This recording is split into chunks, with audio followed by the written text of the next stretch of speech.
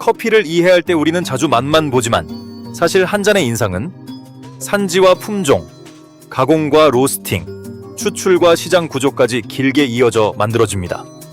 이번 주 5주제도 따로 떨어진 정보가 아니라 커피가 왜 그렇게 느껴지고 어떻게 설명되며 왜 그렇게 평가되는지를 잇는 조각들입니다.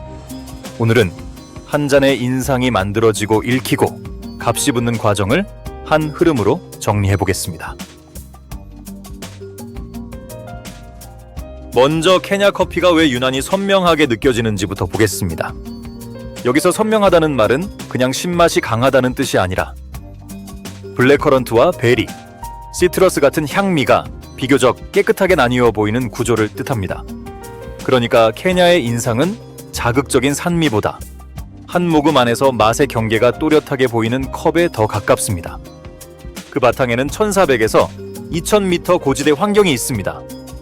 높은 곳의 서늘한 기후에서는 체리가 더 천천히 익기 쉬워 향과 산미가 더 치밀하게 형성될 여지가 생기고, 그래서 한 모금 안에서도 맛의 결이 비교적 분명하게 드러나기 좋습니다. 케냐가 밝으면서도 정리된 컵으로 읽히는 첫 번째 이유가 바로 이런 재배 환경입니다. 품종도 중요합니다. 월드 커피 리서치가 높은 컵 품질 잠재력과 연결해 설명하는 SL28과 SL34는 케냐 커피의 상징처럼 읽히는데, 이 품종들이 있다고 무조건 맛있다는 뜻은 아니어도 케냐 특유의 또렷한 인상과 자주 연결되는 건 사실입니다. 결국 산지 이름만이 아니라 품종까지 함께 봐야 케냐의 선명함이 더 정확하게 보입니다. 여기에 워시드 중심 가공이 한 번 더 선을 정리합니다. 체리를 선별하고 펄핑한 뒤 발효와 세척, 물에 담그는 과정까지 세심하게 관리하면 과육 쪽 인상보다 씨앗 자체의 특징이 더 깨끗하게 드러나기 쉽습니다. 그래서 케냐의 선명함은 신맛 하나가 아니라 고도와 품종, 정교한 가공이 겹쳐 만든 구조라고 보는 편이 맞습니다. 이쯤에서 자연스럽게 다음 질문이 생깁니다. 우리가 컵에서 느끼는 그 또렷함과 섬세함을 실제로 어떤 언어로 설명하느냐에 따라 같은 커피도 훨씬 더 정확하게 읽히기 시작합니다. 맛을 느끼는 일과 맛을 설명하는 일은 생각보다 아주 가까이 붙어 있고, 그 언어가 바뀌면 이해의 깊이도 같이 달라집니다. 그래서 향미표의 단어를 정확히 읽는 일도 중요합니다. 대표적인 예가 플로럴입니다. 플로럴은 커피에 꽃이 들어있다는 의미도, 꽃맛이 난다는 의미도 아니라 향을 맡았을 때 자스민이나 장미, 캐모마일 같은 꽃의 인상을 떠올리게 하는 아로마 표현입니다. 그러니까 혀에서 확 잡히는 맛보다 코에서 먼저 느껴지는 섬세하고 향긋한 인상을 설명하는 말에 가깝습니다. SCA 향미 휠과 월드 커피 리서치의 감각 언어가 이런 표현을 공식적인 공통 언어로 다루는 이유도 여기에 있습니다. 플로럴은 멋있어 보이려고 붙인 감성 단어가 아니라 사람들이 같은 커피를 더 비슷한 기준으로 설명하기 위해 쓰는 평가 언어입니다. 그래서 이 단어를 이해하면 커핑 노트가 훨씬 덜 막연해집니다. 그리고 로스팅은 플로럴을 무에서 만들어내는 버튼이라기보다 이미 있는 섬세한 향을 살리거나 가리는 조정 과정에 더 가깝습니다. 로스팅이 강해질수록 로스티하고 스모키한 인상이 커져 꽃 같은 향이 뒤로 밀릴 수 있기 때문에 플로럴이라는 말은 향미표 설명이면서 동시에 로스팅 방향을 읽는 말이기도 합니다. 이제 컵의 표면으로 시선을 옮겨보겠습니다. 에스프레소에서는 많은 분들이 크레마를 먼저 보는데, 두껍고 진한 거품층이 보이면 본능적으로 더 좋은 샷처럼 느끼기 쉽습니다. 하지만 여기서도 보이는 인상과 실제 품질을 바로 같은 말로 놓으면 오해가 생기고 한 잔의 균형을 놓치기 쉬워집니다. 특히 광고 이미지에 익숙할수록 더 그렇습니다. 크레마는 우선 고압 추출 중 생긴 거품층입니다.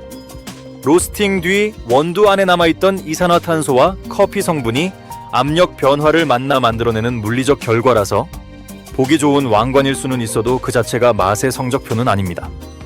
즉, 크레마는 추출 상태를 읽는 힌트일 수 있어도 맛의 정답지를 대신하지는 못합니다. 신선한 원두는 가스가 더 많이 남아있어 크레마가 풍성해 보일 수 있고, 로부스타 비율이 높은 블렌드도 두꺼운 크레마를 만들기 쉽습니다. 반대로 라이트 로스트 아라비카는 얇게 나와도 향미가 좋을 수 있기 때문에 좋은 에스프레소는 크레마 양보다 단맛과 산미, 쓴맛과 바디의 균형으로 판단해야 합니다. 이제 다시 생두 쪽으로 가보면 어떤 커피는 보자마자 존재감이 느껴지는 품종도 있습니다. 파카마라는 바로 그런 사례인데 이름이 크기만 큰 품종처럼 들릴 수 있지만 실제 핵심은 부모 계보와 컵 잠재력 그리고 재배 리스크가 함께 있다는 점입니다. 그래서 파카마라는 시각적 존재감과 생산 현실을 같이 봐야 이해됩니다. 파카마라는 엘살바도르에서 파카스와 마라고지페를 교배해 만든 품종입니다. 마라고지페 쪽에 아주 큰 생두 인상과 파카스 쪽의 재배 성격이 만나 한눈에 봐도 존재감이 크고 조건이 맞는 고지대에서는 강한 컵 개성을 보여줄 수 있어 스페셜티 시장과 대회 커피에서 자주 주목받습니다. 하지만 여기서도 큰 알이면 무조건 더 맛있다는 식으로 단정하면 곤란합니다. 파카마라는 생산성이 낮고 병해에 취약하며 균일성 문제도 있어 생산자에게는 까다로운 선택일 수 있어서 존재감이 큰 품종이라는 말에는 매력뿐 아니라 관리 부담과 재배 리스크까지 함께 들어 있습니다. 그래서 화려한 이름만 보고 단순하게 판단하면 안 됩니다. 마지막으로 그 존재감이 시장에서 어떻게 가격으로 번역되는지를 보면 커피 경매 구조가 이해됩니다. 대표적인 프로그램에서는 먼저 블라인드 커핑과 점수화로 품질을 검증하고 그 다음 특정 농장의 특정 시즌, 특정 로트를 전 세계 구매자 앞에 올립니다.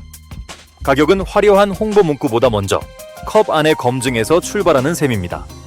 컵 오브 엑셀런스 같은 경매는 높은 점수를 받은 희소한 로트만 무대에 세우고 같은 커피를 두고 여러 구매자가 경쟁 입찰하게 만듭니다.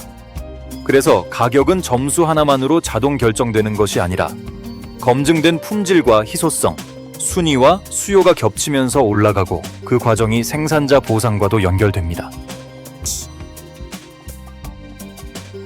결국 이번 주 5주제는 전부 같은 이야기를 하고 있습니다. 케냐의 선명함은 산지와 가공의 구조에서 나오고 플로럴은 그 구조를 읽는 언어이며 크레마와 파카마라, 경매는 그 인상이 눈과 시장에서 어떻게 해석되는지를 보여줍니다. 커피는 한 잔의 맛이 아니라 만들어지고 설명되고 평가되는 흐름까지 함께 볼수록 더 정확하게 이해됩니다.